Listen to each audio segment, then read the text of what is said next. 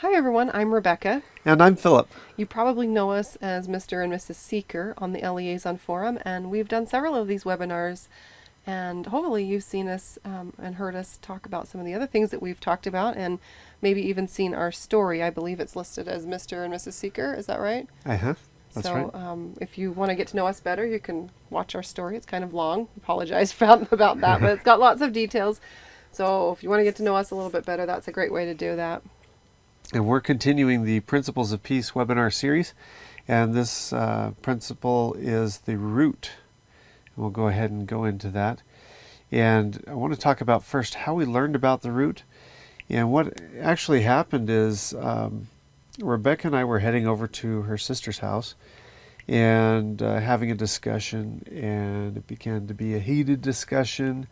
And I just got really upset, and Rebecca started crying. We were feeling bad. I mean, it was just really an awful situation. I'm sure you guys have been in there if you're married and you're fighting with your spouse or arguing and you just don't have the good feelings. Or with anybody. With anybody, yeah, really.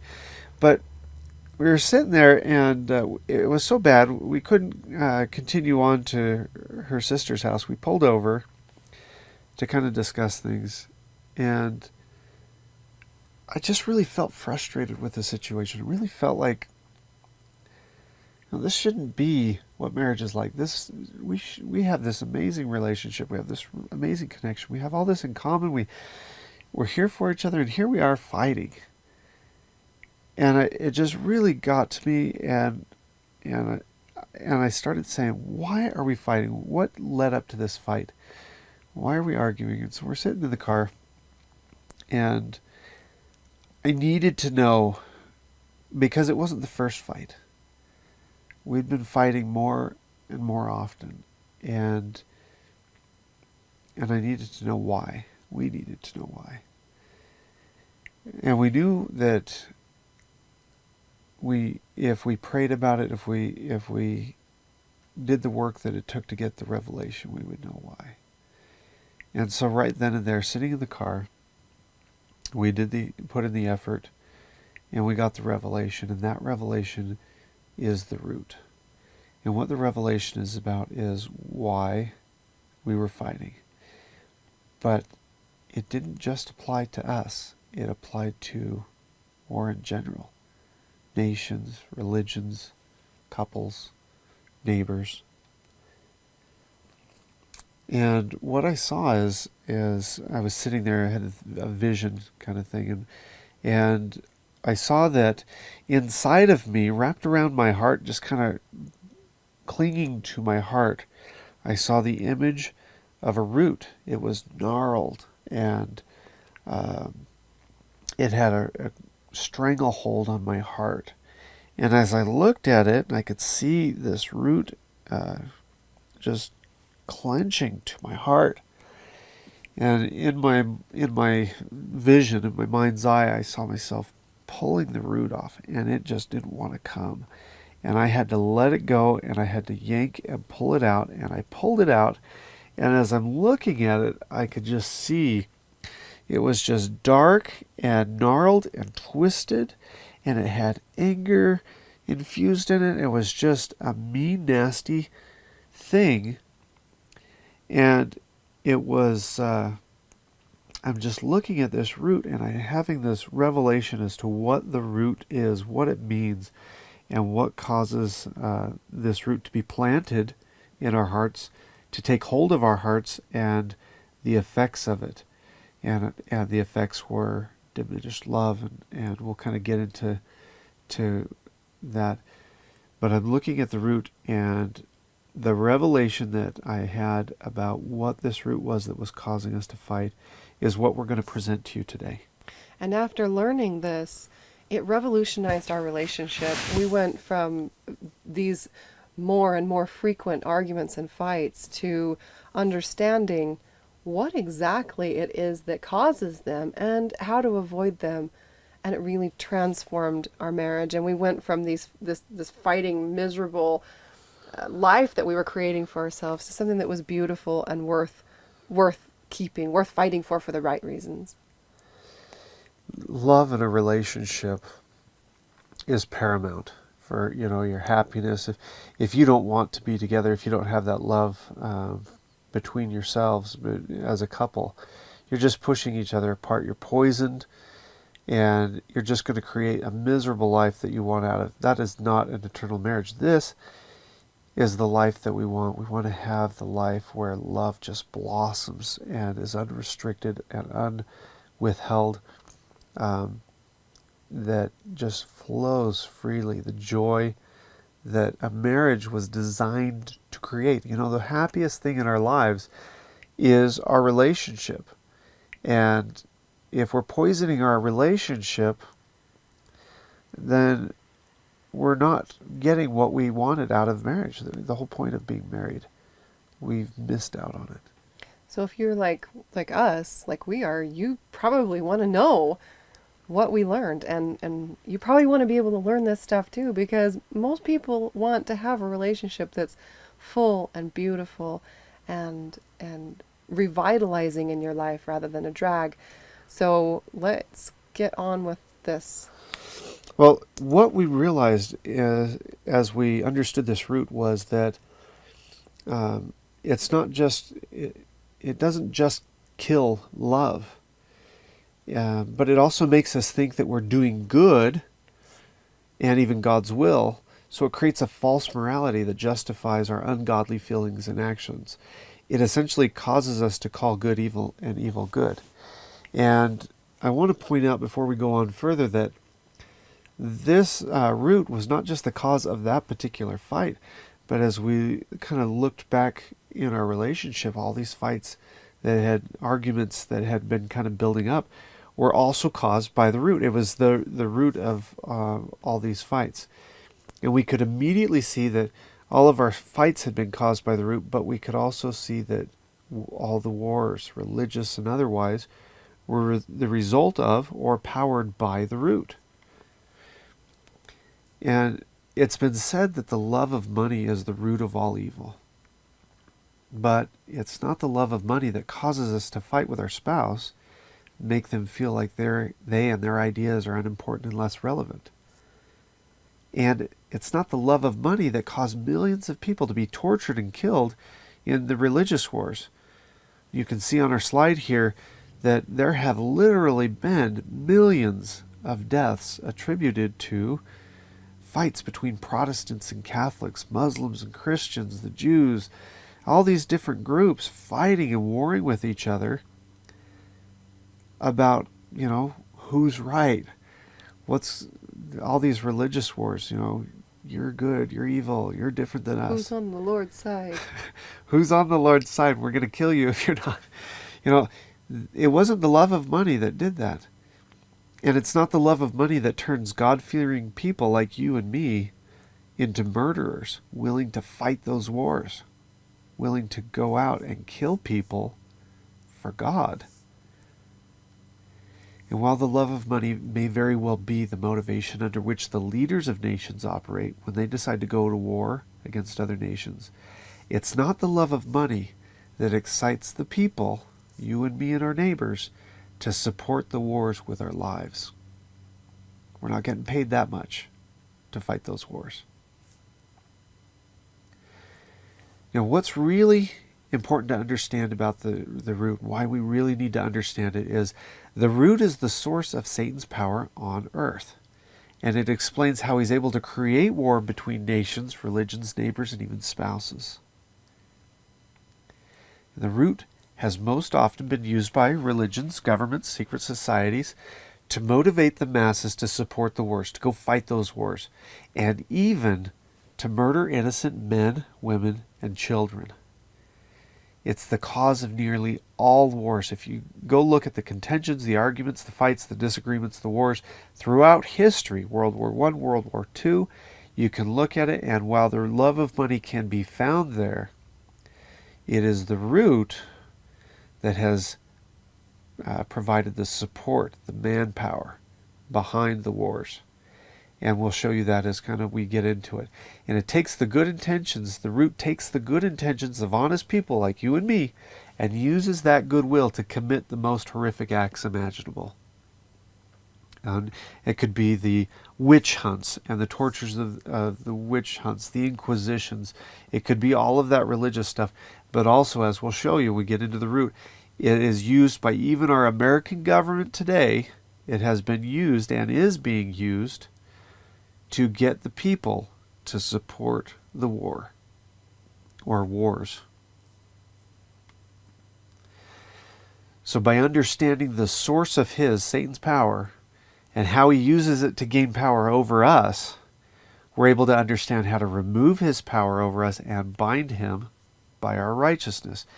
And in the Book of Mormon, we learn about the millennium and how it's going to be this great peaceful time. Throughout scriptures, we're reading about this wonderful, peaceful 1,000 years of the millennium. Well, what makes it peaceful is because of the righteousness of the people, Satan has no power. We could do that today. If we were righteous, if we understood how Satan gets his power and how to become righteous and take away Satan's power, the millennium could start today. Wherefore he cannot be loosed for the space of many years, for he hath no power over the hearts of the people, for they dwell in righteousness, and the Holy One of Israel reigneth.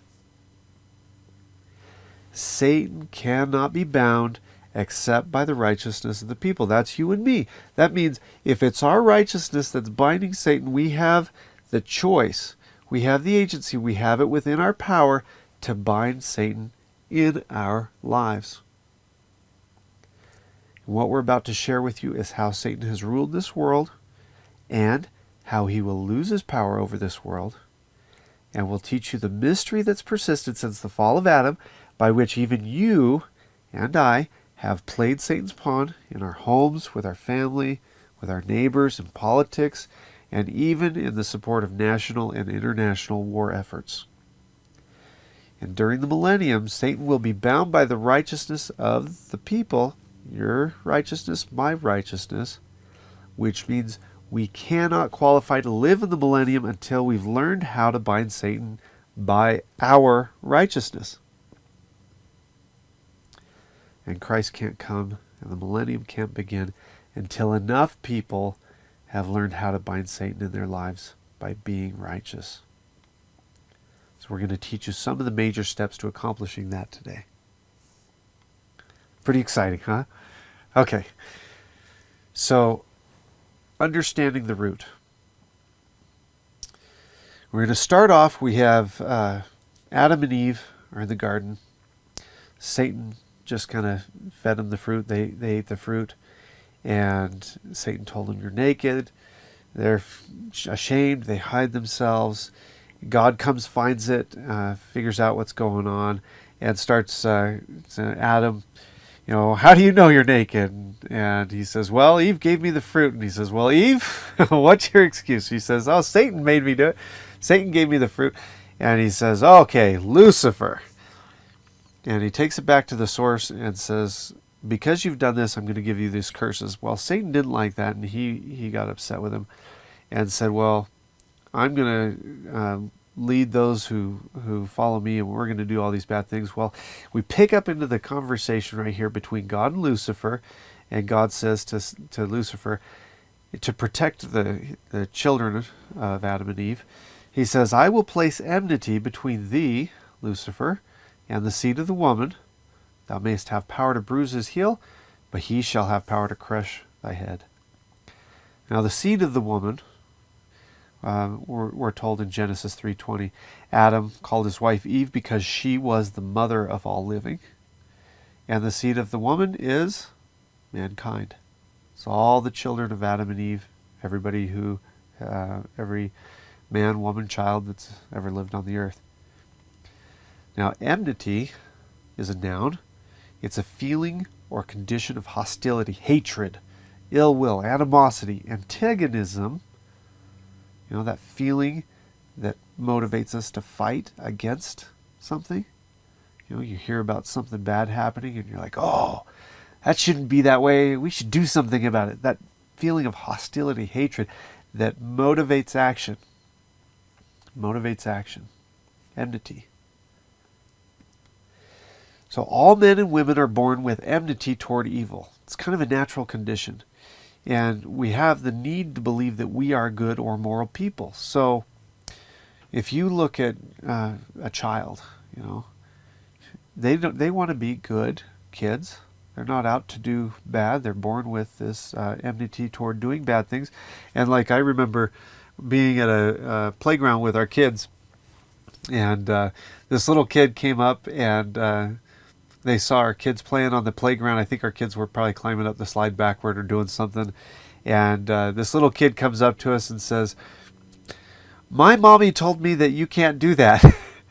And they were just trying to enforce good. They were seeing that what we were doing was wrong, and they're saying, "Hey, you can't do that. My mommy said." And even little kids want to do what's right. And as we grow up, we still want to do what's right. And in order for us to believe that we are good moral people, we have to feel that we're doing what's right. In order to do bad things, we naturally have to feel that we are justified or moral in doing things. Now, to give you some examples on that is, I worked in a prison for a little while training inmates. And while I was training them, I met some murderers, I met some thieves. We'll get to the devil worshippers part in a second, but as I was talking to the murderers, it became quickly apparent that they justified themselves in killing somebody, and the thieves justified themselves in stealing. And for example, one of the murderers, he was very open that he had killed a man, and he justified himself saying, and it's interesting because your perception of a murderer may change when you realize that he killed the man that raped his sister. And that was the justification that he used, was that man needed to die, and he justified himself doing it. Even being in jail, he felt he was justified, and he said, "I would do it again. If I was given that opportunity, I'd make the same decision again, rather than letting the law handle it." One of the thieves I met was a guy who felt that his company had gypped him, had not paid him the fair amount, had taken money from him, and he was in for embezzling, which is a form of thievery. He had stolen from the company that he worked for, and he felt justified in doing so because he felt that the owner of the company had taken from him. And so even a murderer and a thief feels justified and moral. In most cases, in many cases, they're justifying themselves.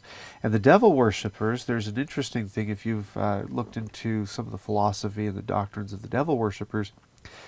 They are justified, and they feel that they are doing the moral, correct, or right thing to do by being devil worshippers, because the view of God that they have is that God is a tyrant that withholds knowledge and information from the people in order to control and enslave them. And Lucifer is the light bringer that brings the light, the information, and the knowledge to the people to free them from this unjust tyrant of a god, this overlord. And so their view of God is changed into God is this evil bad thing, and the view of the Lucifer is changed to Lucifer is this heroic, freeing entity that wants to help mankind get out from under this awful evil God. So they've turned good to evil and evil to good, but they still feel that they are being moral and justified, that they're good people by being devil worshippers. They're not actually going out trying to be bad people. They believe that they're worshiping the true God and everyone else is worshiping the devil or the false god. Exactly. And so even devil worshippers have a hatred toward or an enmity for evil. And are trying to do good and believe that they are doing good. Yeah. So it really is a normal and natural thing everybody kind of feels. Now, yes, it is possible for a person to do bad things for the sake of being bad. And perhaps you know somebody, perhaps you've heard of something, but it's so rare that rare and unnatural. It is unnatural. Okay? That's just the point of this slide. So going back to God and Lucifer, God says, I'm going to place enmity between thee, Lucifer, and the seed of the woman. Okay? Enmity. And then Lucifer says, then with that enmity that you put between me and the seed of the woman, I will take the treasures of the earth. With gold and silver I'll buy up armies and navies, false priests who oppress, and I'm going to reign with blood and horror on the earth. And that's the end of the conversation. God says, Lucifer, get out of here, depart, runs him off. And that interaction comes from the Elliaison endowment. You can also read it in Genesis 3:14 through 15. But that's the interaction. We see that God places enmity between the seed of the woman and Lucifer uses that enmity against man to reign with blood and horror on the earth. And we're going to talk about how he does that, both in relationships, in nations, between religions, and so forth. So God placed this enmity for evil in us, intending to protect us from Lucifer and his evil. And Lucifer, or Satan, figured out how to use this enmity against us to reign over the earth. What is the root? I hope you're dying to know the answer to that question, because I'm dying to tell you. The root is enmity. And it's specifically enmity toward evil. Satan uses our hate for evil against us to make us into the very thing we hate. Okay? So here's kind of how it works. Before Satan has influence, we are all one group of diverse people with different traits, characteristics, beliefs, and experiences. We just respect each other, and our individuality is equals. We live in peace. Hey neighbor, how's it going? I'm doing great, neighbor. How you doing? You know, just one group of people all together. And Satan has a 3-step strategy to creating war. The first step is division. Obviously, a single group of people cannot fight against themselves, so he has to separate them, divide them, classify and separate the groups into differences. And that could be by sex, race, religion, family status, color, nationality, age, political party, social status. It doesn't really matter. It could be the people who like blue and the people who like red. It has to be 2 separate groups. And once they are separated, step 1 is complete. And now we can have a war because we have 2 parties to fight. Step 2 is teach the 3 lies. There's 3 lies we're going to talk about that Satan tells both of the groups that creates the war. And before we look at these 3 lies, we need to point out the following. First, almost everybody believes at least one of the lies. Second, many people believe all 3 lies. And that's when you get the wars. And the next is, if you believe them, you're not going to recognize them as lies because you believe them. You're going to think they're core truths to your belief system. And so if you're watching this and we show you the 3 lies and you're like, oh, that's not a lie, that's a truth. Hold on. Don't buy into it being a truth till we get to the end of the presentation. We'll show you how they're lies and why they're lies. And then you can know that they're lies because they create pride and make people unteachable. Unteachable means they've stopped progressing. And they don't pass the law of universal application. If you remember back to the beginning of the series, one of the things we talked about is the law of universal application, which means principle for finding, recognizing, and accepting truth is that it can apply to everybody universally. You know, love your neighbor, love your enemy. If everybody loves their enemy, it can apply equally to everybody and create peace. And it's an eternal truth. Well, the 3 lies cannot be applied universally to everybody, and so it's shown to not be true, according to the law of universal application. And then they're contrary to the Spirit and the Scriptures. And that kind of goes along with this next one. They lead to fighting and war of every kind. And we'll explain how and show that as we go. And you cannot believe them and feel the Spirit or charity while you're believing them. If you feel them, if you're accepting the 3 lies, pay attention, and you'll notice that the Spirit doesn't condone it, and charity, that love, leaves. So pay close attention to how you feel and what you think as we reveal the 3 lies to you. See if you believe them. And we'll cover them quickly. Then we'll kind of go and show you how Satan uses them to create war. And then we'll go back and discuss the 3 lies in more detail. The first lie is, there is only one truth. Ooh, and that one's a big one because a lot of us believe there's only one truth. A lot of us will fight that tooth and nail to the end, that there's only one truth. That's the first lie that Satan tells people. Second lie is, I have the truth. A lot of people say, of course I have the truth. I wouldn't believe what I believed if I didn't have the truth. Well, that's the second lie. We'll cover that in a little bit. Third lie is, everyone else is wrong, deceived, or possibly working for the devil. Now, it almost seems strange that the devil would tell you everybody else is wrong, deceived, or possibly working for the devil. And we'll kind of go into that also. So we go back to the 3 groups, or to the 2 groups. We've already been separated. And Satan's going to tell group 1, well, first let's put some labels on group 1. Let's call them the Muslims. And we're going to call group 2 the Christians. Obviously, a group throughout history. These 2 groups have been at war. There's been millions of deaths as a result of these 2 groups fighting with each other.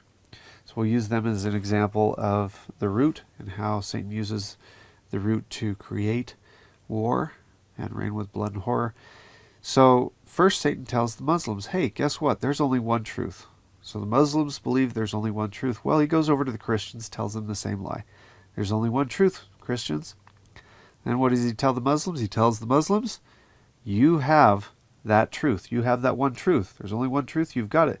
But then he goes over to the Christians and tells them exactly the same thing. You have the truth, the only truth. And the third lie, everyone else is wrong, deceived, or evil. And he tells the Christians, or he tells the Muslims that, and that means the Christians. And he goes over to the Christians and says, hey, everybody else is wrong, deceived, or evil, and that means the Muslims.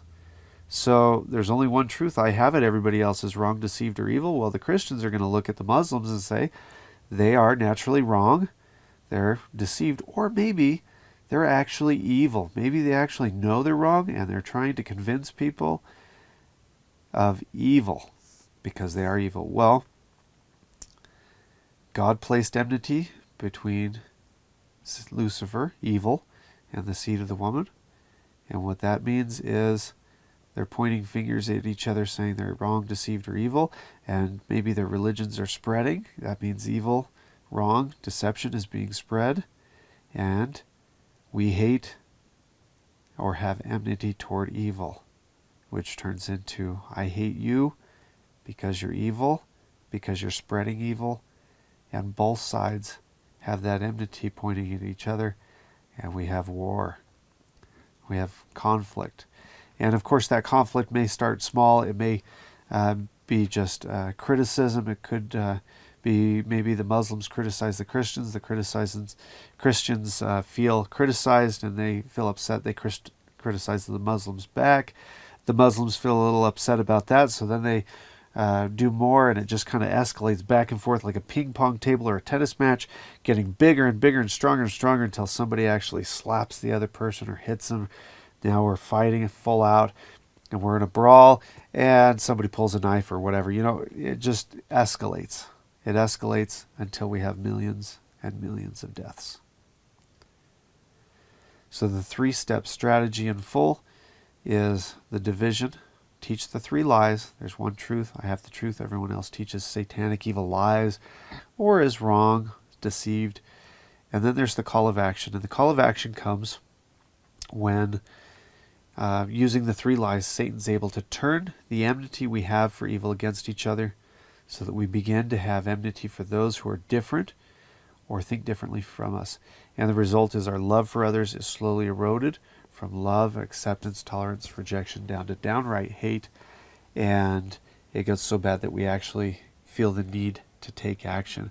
When enough anger and hatred is built up between the 2 groups, Satan gives the clear and unmistakable call to action. You must take action, fight against, and destroy the evil in the world. And it's really interesting because Satan is telling the Muslims, you need to destroy the evil in the world. There they are, the Christians. And he goes and tells the Christians, you need to destroy the evil in the world. You need to fight against Satan, and you need to destroy it. There they are, the Muslims. And so he takes our enmity and turns it against us, gives us a call to action, and tells us to destroy Satan, evil Lucifer, destroy the evil in the world by attacking each other. The war may start small and insignificant, but it constantly builds as one party takes action against the other. Constantly builds. Examples of this are, we look at our relationships with our wives, okay, or our husbands. I'm right, she's wrong. She's right, he's wrong. If we say, I'm right, then we are accepting that there's only one way of looking at a scenario. I'm looking at it correctly. The other person's wrong. That's the root in our marriage. Maybe I did something and my wife says, oh, hey, I saw that you did this. I'm like, wait, hold on. You just totally interpreted that incorrectly. I'm saying that I am right and she's wrong. And there's only one truth. I've got it, and you're wrong, and you've been deceived. You've misunderstood, and that starts a fight between a husband and a wife. And if you look at a lot of your fights at home, a lot of them are going to come down to that. I don't like how you spent the money. I don't like how you did this. I don't like what you did with this. Why did you go and do that? That was stupid. I'm right. My way's right. My view of things is correct. Yours is incorrect. And we talk about, we actually teach relationship courses, and we go much deeper into how to get out of that process when you're in a marital relationship. We won't go into that too far here. In this conversation, we'll get to some more spiritual solutions, but there's a lot of things that you can do. Right. Thank you. So look at political parties. I don't know if you've heard or kept up on the political race between Trump and Hillary Clinton. And if you look at some of the rallies, you see some really terrible things. Take a look at YouTube under some of the rallies for Trump, and you'll see that some of the people who are against Trump are literally ripping the clothes off of Trump supporters. They're hitting them, spitting them in their face. They are attacking them to the point that the Trump supporters are running away, looking for cops, for protection.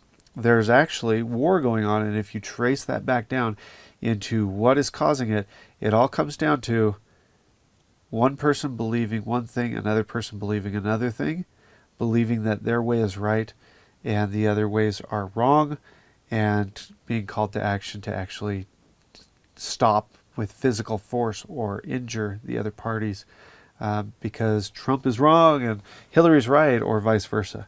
And it actually starts war in the political arenas. You're fucking representing the wrong fucking people! You're a disgrace to your own people! So in that entire melee, a journalist actually fell, hit his head, and is having a seizure. Medevacs are taking care of him right now behind me. The police have enforced the line and are now moving all the anti-Trump protesters away from this area. As you have seen, they have become violent in this protest. Rocks, bottles were thrown, property was damaged and stolen away from any Trump supporter who was within the vicinity. And ultimately, what's happening here is people are being divided and conquered among race, fighting each other in the streets.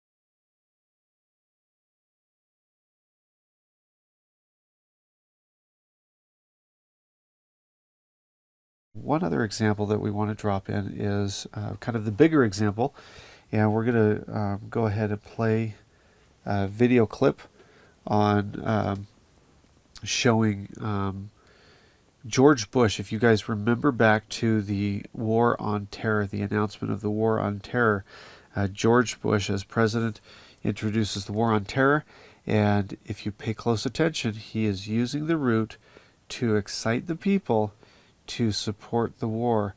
And you can see it because he is clearly telling multiple times, pointing out the other parties and calling them evil, saying that these are evil, they are satanic, they are all these different things. And if you look at the Twin Tower attacks, obviously they were saying that we are evil, and they were fighting against the evil in the world. And so we see that they are fighting us, and we are fighting them, and the reason is because we're calling them evil, and we are fighting Satan. We're fighting the evil in the world. And if you want to destroy Satan, it's not by war, it's not by fighting the way that we're being told. We'll get into how to overcome Satan a little bit, but let's take a look at what George Bush said here. There are thousands of these terrorists in more than 60 countries. They are recruited from their own nations and neighborhoods and brought to camps in places like Afghanistan, where they are trained in the tactics of terror. They are sent back to their homes or sent to hide in countries around the world to plot evil and destruction.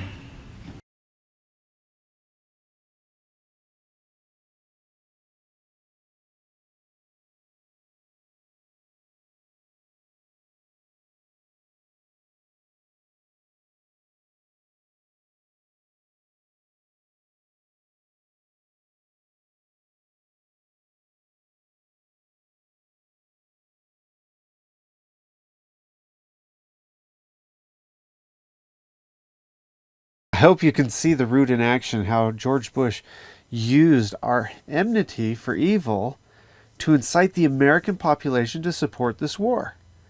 He literally called out evil multiple times and said, we've got to take action against this evil. We've got to stop the evil. And you can see that this is the culmination. This is what happens, how Satan uses our hatred for evil to reign with blood and horror on the earth. War is blood and horror on the earth. And that's him taking action to do that. And as you can see kind of from this illustration, when you have that root in your heart and you let it get bigger and grow, it takes over your whole heart and sickens your spiritual soul and yourself to where it's more difficult for you to let in the light of Christ and the joy that you can feel in your life, because it becomes you. And it's like the pride that's talked about in the Book of Mormon. And when you live in that cycle where you're in the heavy pride area of the cycle, that's when you have that root that has taken over your heart. And the difference between a person who is letting that rule and run and control their heart and their lives is quite dramatic. And when we just allow kindness and charity and the pure love of Christ to be the decider in what we say and what we do, we heal our hearts, it becomes whole and healthy, and we're able to see the world from a very clear perspective. We're able to see our own flaws and faults, rather than only seeing the flaws and faults in others. I'm reminded of Laman and Lemuel. Nephi was talking to him, and they were just not hearing it. And he said to them, your hearts are past feeling. You can't feel the Spirit. You can't recognize, you can't hear the Spirit. And part of that was because they were right, and they weren't going to have anybody tell them otherwise. And when we get into that state where we know we're right, there's one truth and we've got it, even the Spirit cannot break through our hearts. Our hearts have become hardened, and they're hardened because of that root. Now, the first lie, let's go ahead and discuss some of the three lies and resolve them. The first lie being there's only one truth. A lot of us believe or have believed that there's only one truth. In fact, we've been taught to find the one and only truth and to focus in on it and defend it with our lives and defend it with our words and defend that one truth. We have to find the one truth with a capital T. I've even heard people say, the problem with this mentality is that you are mortal and you are a human being and you are incapable of seeing the entire picture, as this picture illustrates for us. Right. The orange is true, the blue is true, and the actual object is true. When we look at something, we're only seeing a portion of it. You know, the scriptures say we see through a glass dimly now.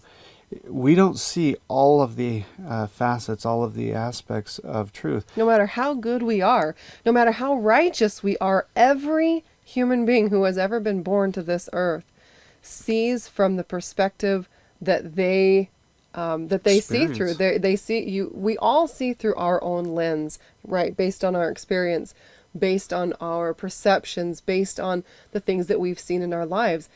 No one person ever sees perfectly everyone else's point of view.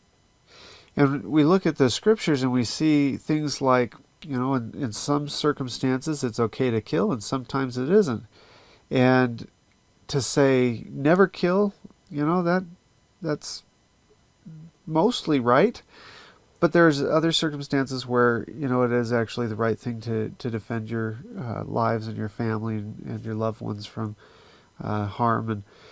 And if I stuck an elephant in front of a group of people and they surrounded that elephant, and I was asking them to describe the elephant for me, the people looking at the front of the elephant would describe these big floppy ears, and they would see this trunk, and they would describe this long trunk that seems to have control and can grab things. And the people at the back of the elephant would be looking at the elephant. They wouldn't see the floppy ears at all, and they wouldn't be able to relate to the people who were seeing the ears. They would see this big long thing, but it was a tail. It wasn't able to grab things.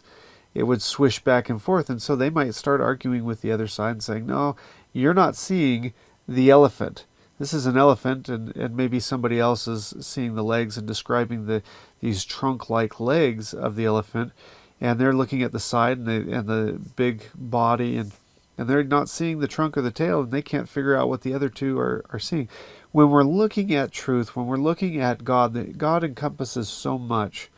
And for us to say there is one truth, that, you know, God is love, but God is also just.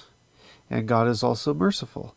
And God is also a whole bunch of things. And to say that God is only one thing is not the complete truth. It is a truth. So one of the ways that we can help ourselves, help to root out this root out of our hearts, is to begin to practice seeing other points of view, is to begin to, the more that you can see, look for and see the other person's point of view, the closer that we actually get to perfection, the closer we actually get to having true unity with our neighbors and our families, and the closer we get to actually experiencing charity and the pure love of Christ. So one of the ways we do this, and like I said, nobody's absolutely perfect at it, but you can get really good at seeing another person's point of view just by listening, by seeking to understand, by seeking to see it through their lens. Because their experience has told them something. They've learned something, and they've glommed onto some truth that they recognize, and they see just as much as you've glommed onto some truth you've recognized and you've seen. And the trick is to listen to what they're saying and figure out why they're saying it. What is the truth that they have learned, and what circumstances does that truth apply to where your truth doesn't? Right. And if you were on the webinar on the circle of perfection, there's my slide, then you know that well, Philip, why don't you explain it for people who haven't seen that? All right, so kind of a recap of our last video. We have the circle of perfection. This is an Elliaison revelation called the circle of perfection. It's essentially a circle with a dot in the center that represents perfection. And really a high-level overview of it real quick. If you haven't seen this before, go back and watch that one. But the godly attributes of wisdom, love, and power represent God being power, wisdom, the Holy Ghost, and Christ being the love. Well, each of these figures have wisdom, love, and power together. They each represent a key attribute of God. And when we put those wisdom, power, and love around the circle in this formation, you can plot yourself on there and see that you fit somewhere in there. And there's a wisdom is kind of against power, but joined by love, united by love, and power and love are balanced by wisdom, and love and wisdom are balanced by power. You have to have all three attributes, or else you're out of balance. You're away from that perfect center. So, for example, Hitler here, we can see Hitler kind of at the top. He had a lot of power and a little bit of wisdom. He was pretty wise in that he knew how to get people united. He knew how to get things done that he wanted to get done. And he was very powerful in being able to get things done, but he lacked love a lot. He didn't have love and compassion. He was willing to kill and use his power and just abuse and hurt people. So we would plot him up here in the upper right side of the corner near power with a little bit of wisdom. We also have an abused wife who has a lot of love, maybe a little bit of wisdom, but lacks severely in the power. And so she's being run over and abused. Maybe she's being hit. We don't know her circumstance entirely, but we know that the right course of action for her is to gain more power in her life. And in gaining more power, she would pull herself out of that abuse situation and take control and not allow herself to be abused. Where Hitler needs to come and gain more love. And if you were talking to the two people, you would be telling them exactly the opposite in order to get them to where they needed to go. So anytime you get into a conflict, what you can do is you can place yourself on this circle, and you can say, okay, I'm at this point in the circle, and then try and see if you can place the other person in this circle and see where they're coming from. And if you can see where you are and where they are, that's one of the biggest steps you can take toward getting out of that feeling of having that root inside of you.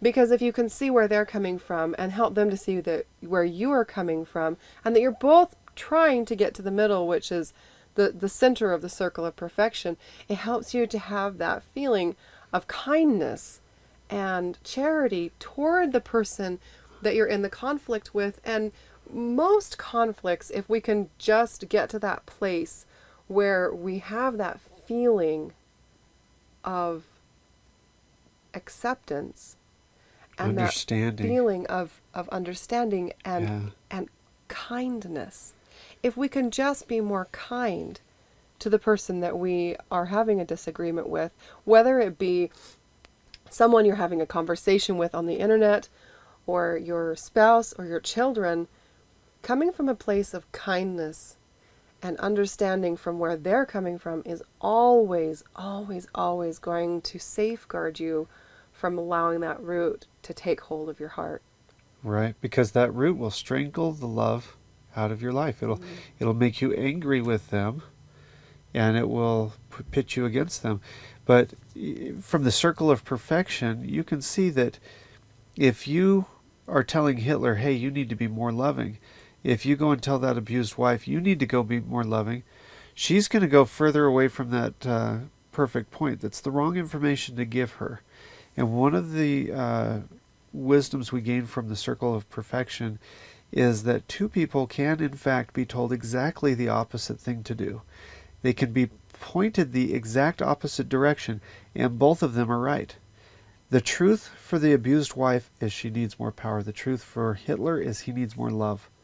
And you can preach love to Hitler and power to the abused wife, and you're teaching exactly the opposite direction. They're moving exactly the opposite direction, and yet they're both right, which means there's not only one truth. It means that there are hundreds, thousands of truths based on where we are in our progression, what we're doing. If I was talking to somebody, maybe I'm talking to somebody who says, we're all going to be judged by our works. And that's the truth. You can't be forgiven for things. You're going to be accountable for what you've done. That is true in the telestial world where there's no atonement. People haven't accepted Christ. They haven't been forgiven of their sins. They're going to be judged for their works. The telestial world is the only world or sphere in which that truth actually applies.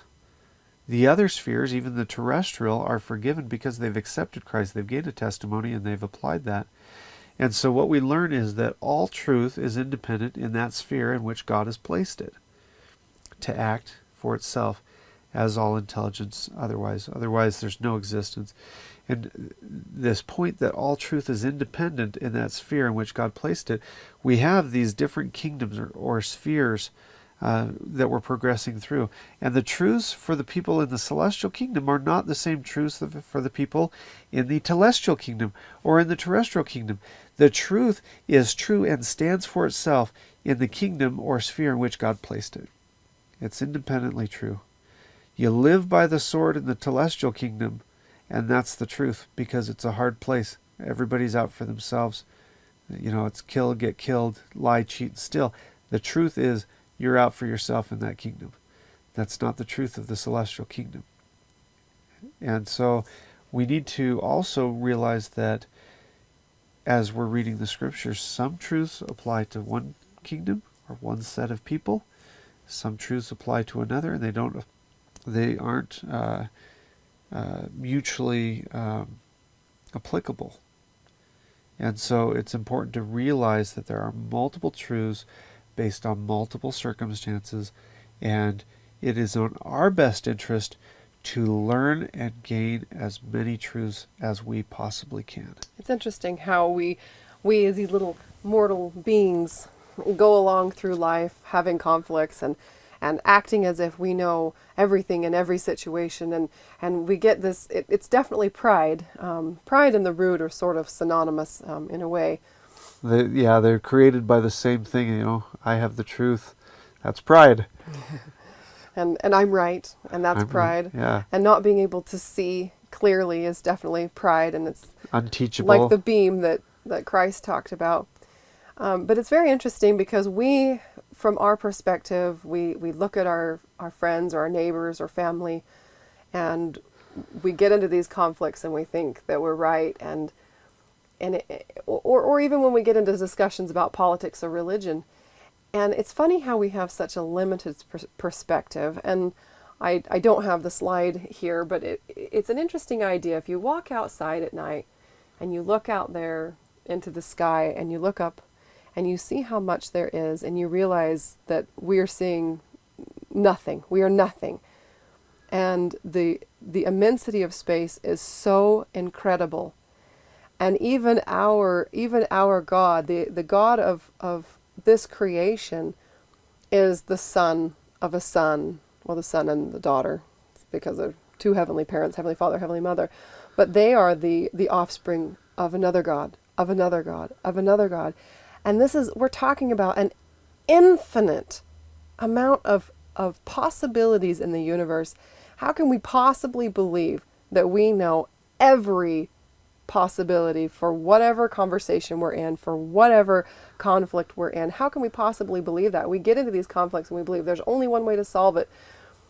There are so many possibilities. There is infinite truth to be learned. There is infinite knowledge to be gained.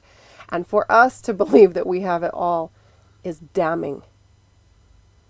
And if you want to be able to find your exaltation and become like our God, we have to be open to learn. We have to be open to hearing the next level that we have, and then realize when we learn that next level, when we learn that thing that God has to teach us, that there's going to be something even greater, and that thing we learned right now, it's true for us right now, or it's true for the other person right now, but when we learn the next thing, it's not going to be true anymore. It's not going to be applicable anymore, and we're going to need to live by the next truth, and the other person will grow through their process in the same way. So we must not judge their process, just as we don't want them to judge our process. Yeah, that was beautiful. I'm reminded of something else, a little bit off script, but kind of cool. So there's this scripture, you've probably heard about it before, that says, the first shall be last, and the last shall be first. And what that's talking about is the people who progress to that next level, learn that new truth, they're the first to get it, and they hold on to that truth, and that's their truth. And then finally, when everybody finally accepts that Right. truth, then somebody says, wow, that's a really awesome truth, but I can see a new truth beyond that. And so the first people who grabbed that the truth the first time, they hold on to it, and they're the last ones to accept the new truth. Because Be- they're holding on saying, so- no, I know this is true. I had a revelation. I know Right. this is the truth. Yeah, and that's exactly how it is. You know, we progress from one truth to another. Well, if you're holding on to the old truth, or you're holding on to that old revelation, you're going to miss out on the next one. And here's an example of that is, as our society develops and grows, we start out with just people living individually, and find out that, hey, you know what, if we glum together into a tribe, somebody gets the idea of inventing this tribe concept, and now they're living in a tribe, and they have different people working together to function as a tribe. Hey, that's better than what we were doing before. And then somebody else comes along and says, hey, you know what if we create this king and kingdom type deal? That's better than being in this tribe, because we can do more, we have more protection, we have this other scenario. So they say, wow, this is the new deal. And so we're living in this feudal type system with kings and queens and dukes and lords and servants and peasants. And the peasants are like, wow, this kind of is cool if you're on the top, but there's more to be had. And anyway, we get to the point where somebody comes along and receives the revelation of the Constitution, everybody being equal. Well, that is a higher truth, or a higher way of living than the last revelation. And you see that the people who were in charge and had the power, and the people who really believed into that feudal system, had a hard time giving it up. And now almost the entire world, even the people who had the feudal system with the kings and the queens, even they are now living constitutional-like governments, constitutional societies. And there is coming something even greater than the Constitution. And the question is, are you going to receive it when it comes, or are you going to hold on to the old truth? Are you going to be one of the first or one of the last? And that's because truth builds on truth. One thing grows into the next. So the second lie is, I have the truth. First, we think there's only one truth. Now this truth, this second lie, is kind of dependent upon the first one. If there's not one truth, then there's lots of them. But you can still say, I have a lot of the truth, or I have more of the truth than you have. The truth is, or the actual reality is, that you have some truth and you're missing some truth. It's called progression. You're somewhere on the line of progression. You've learned, had experiences, and you're growing and developing. If you think you have the truth already, you've become unteachable and unable to learn. We call that pride.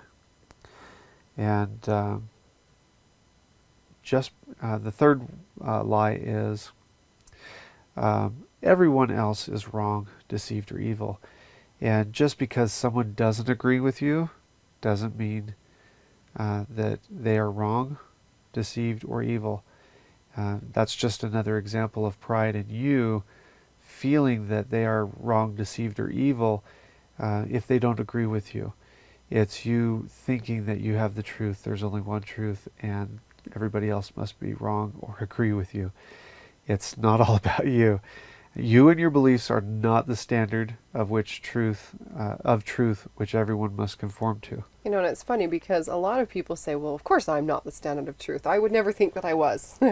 But so instead they say, well, God has told everybody what the truth is. And I believe God. And I believe God, and I'm on God's side. So you're wrong. You're wrong. So the solution to that is to realize that God has told you the truth that you need to live. And we each and every one of us have that ability and need to be connected with our God. It's not just something that we have the ability to do. We all must have that connection directly to God and to that source of all knowledge for us, and realize that God is telling us exactly what we need to do for us, but also realize that God is telling them exactly what they need to do for them. And so long as their truth and what God's telling them doesn't infringe on your agency, and what God's telling you to do doesn't infringe on anyone else's agency or cause them damage or harm, then you must live by that. And that goes back to the some of the things we taught again at the beginning of the series about agency being the highest law of heaven, directly under that being morality, being moral, and under that equality. And those core key principles all come tied into this, because if you are applying those core key principles and you're recognizing and understanding agency and not infringing on the agency of others and applying the law of universal application, they are also not infringing on your agency and treating you immoral and as an unequal. All these things kind of tie back in together to create this peace, this world of peace that we're all seeking. And the truth is, we all want peace. The problem is that people think that that peace is going to come when everybody agrees with them, or with their belief system, or their political party, or their religion, or whatever it is. They think that peace cannot be achieved and still have differences. But the fact is that peace will not be achieved until we can learn to live in love with and despite our differences as one group of humanity, one group of children of God, the family of God as a group. So it's really, really important. I want to just reiterate this one more time. Listen to the views and ideas of others and find the truth. I mean, people believe something for a reason. They had some experience. They had some reason why they feel something is true, why they've learned something is true. And if you can pinpoint why and what they are saying, the truth that they have found, and the circumstances under which that truth is valid or important and useful, beneficial. If you can dig into what they're saying and find that and accept the truth that they have, then you can come to a conformity, and you can create the peace and recognize, hey, I see where you're coming from. Validation. I see why you're saying that.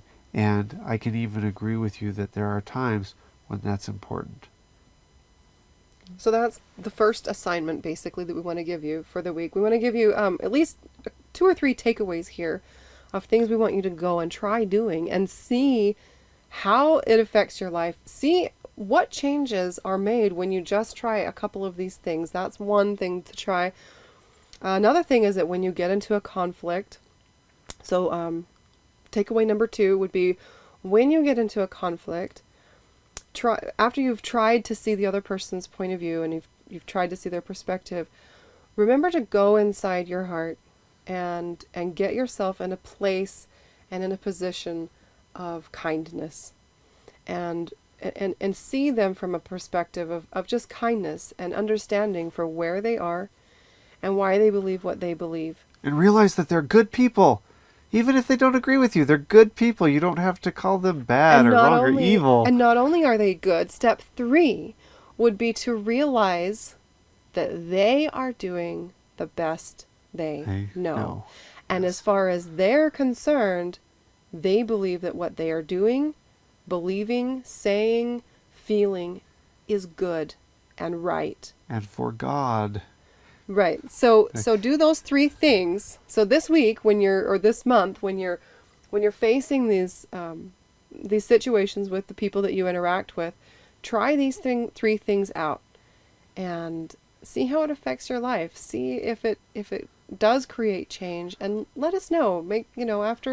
After this is done, we'll post it up and come back and post some comments and let us know how this has affected your life, because we'd really like to hear some input. It's worked amazing in our lives. We've had miraculous changes in our relationships with not just each other, but with the people that we interact with our families, with our neighbors.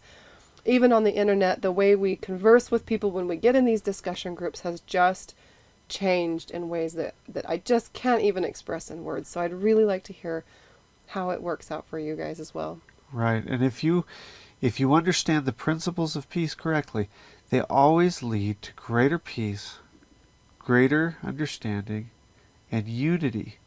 They undo the divisions that are created by the adversary. So if you're doing it right, let's say you start to get into an argument with your spouse, just stop. Just say, hold on a second. What do I think the truth is? Why is there, what do they think the truth is? Is it possible we could both be right at the same time from our different perspective? Let's just hold on a second. Let's get past this, because we want to create the millennium.